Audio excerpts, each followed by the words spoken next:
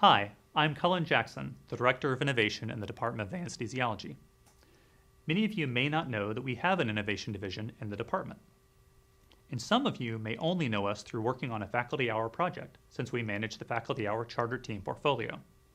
What you may not know is that the focus of the division is to conduct forward-leaning research to discover ways to improve healthcare delivery in the perioperative environment.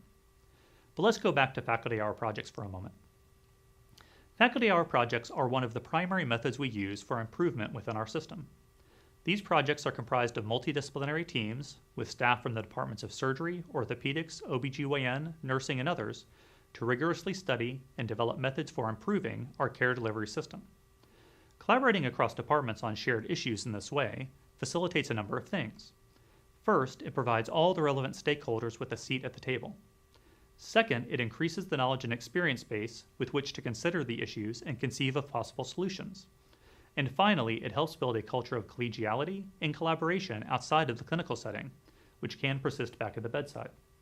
All of these things contribute to developing a more robust shared mental model within the group, which enhances the stickiness of proposed solutions and increases the probability of success of the intervention.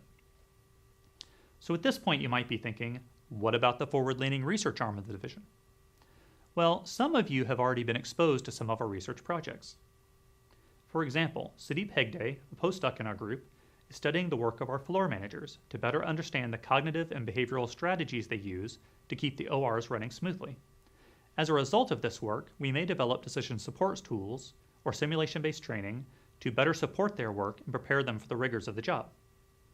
Sudeep also is working in a very novel area called resilience engineering, trying to figure out how best to apply it to perioperative care. The key concept is that to keep a system safe, you should not only focus on filling the gaps when things go wrong, but also on understanding how the system enables things to go right, which is what happens a majority of the time. Imagine using a reporting system in which you describe the ways in which your team excelled on a given day or for a given case, and then seeing your story shared with others so they might learn from that experience. We're also working with our education office on another project that most of the residents have been exposed to at this point, playing the board game Pandemic. Oh yes, you did hear me correctly when I said playing a board game. But how is this research?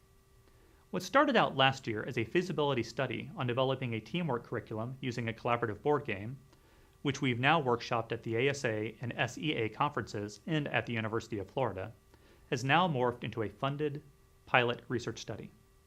With our first-year residents as participants, we are investigating if our board game-based curriculum is as effective as our standard simulation-based curriculum in teaching teamwork to our residents. If so, it could suggest a dramatic shift in approach and costs for teaching non-technical skills to our providers. Finally, our most forward-leaning ideas involve developing a continuous learning environment by using intelligent systems to understand how providers respond to clinical events and non-technical issues, like lack of teamwork.